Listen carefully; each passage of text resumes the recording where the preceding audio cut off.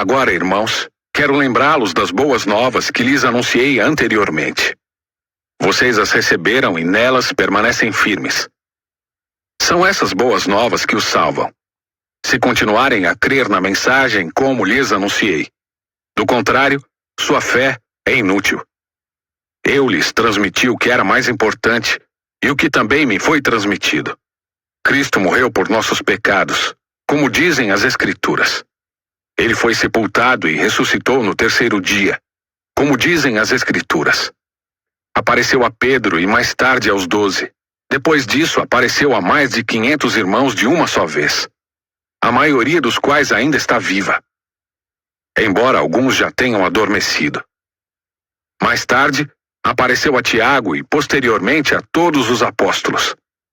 Por último, apareceu também a mim, como se eu tivesse nascido fora de tempo, pois sou o mais insignificante dos apóstolos.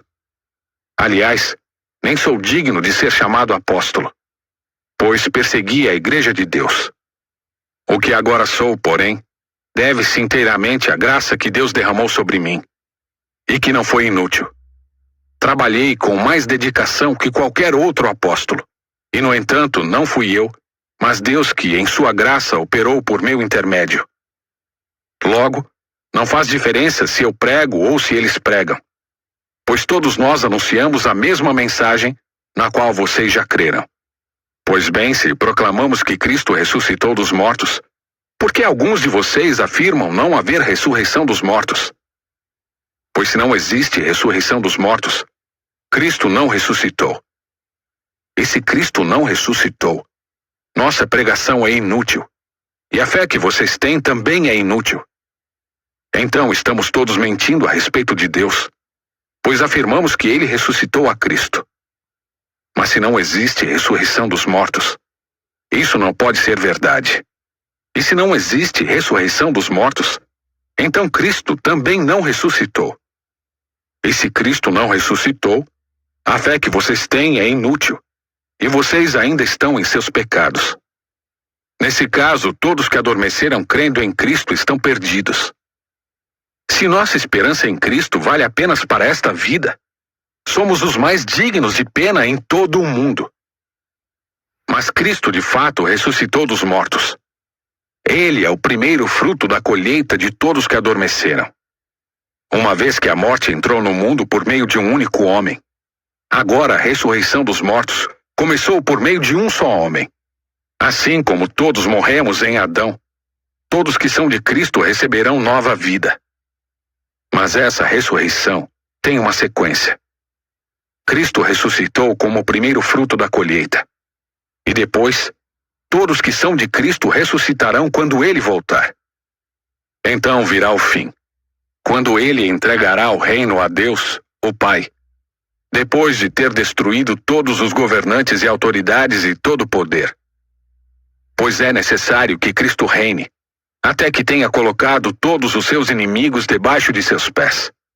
E o último inimigo a ser destruído é a morte. Pois as Escrituras dizem: Deus pôs todas as coisas sob a autoridade dele.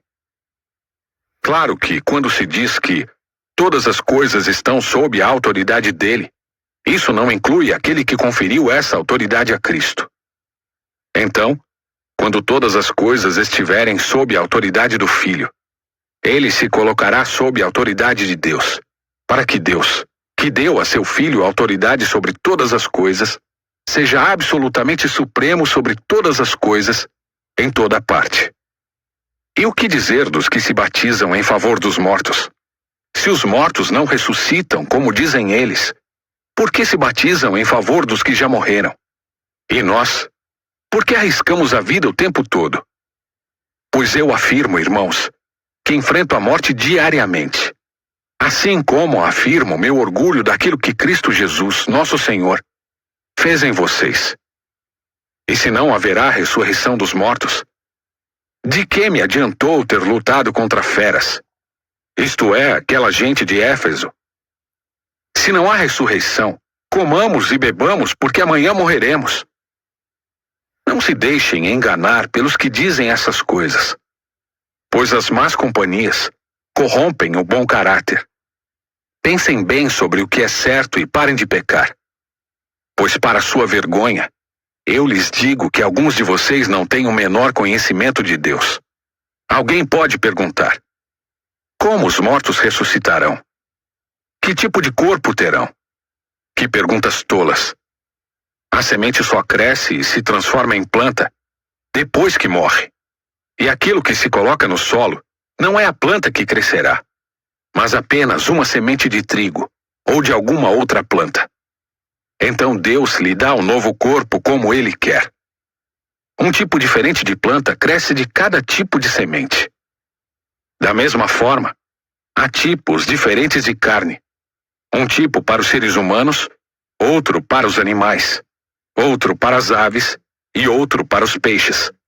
Também há corpos celestes e corpos terrestres. A glória dos corpos celestes é diferente da glória dos corpos terrestres. O sol tem um tipo de glória, enquanto a lua e as estrelas têm outro. E até mesmo as estrelas diferem em glória umas das outras. O mesmo acontece com a ressurreição dos mortos. Quando morremos, o corpo terreno é plantado no solo, mas ressuscitará para viver para sempre. Nosso corpo é enterrado em desonra, mas ressuscitará em glória. É enterrado em fraqueza, mas ressuscitará em força. É enterrado como corpo humano natural, mas ressuscitará como corpo espiritual. Pois assim como há corpos naturais, também há corpos espirituais. As Escrituras nos dizem: o primeiro homem, Adão, se tornou ser vivo, mas o último Adão é espírito que dá vida.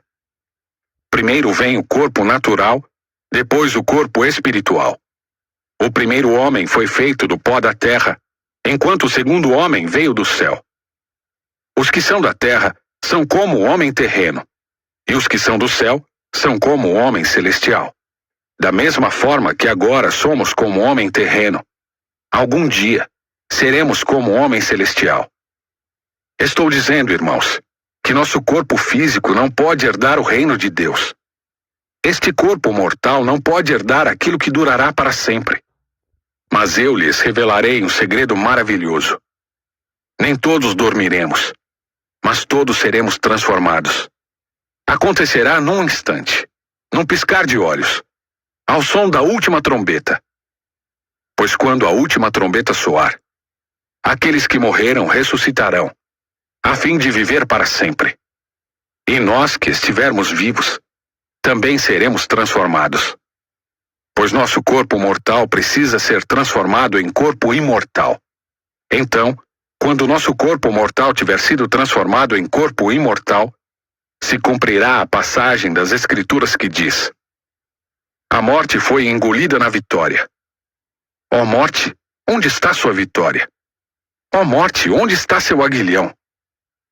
O pecado é o aguilhão da morte que nos fere, e a lei é o que torna o pecado mais forte.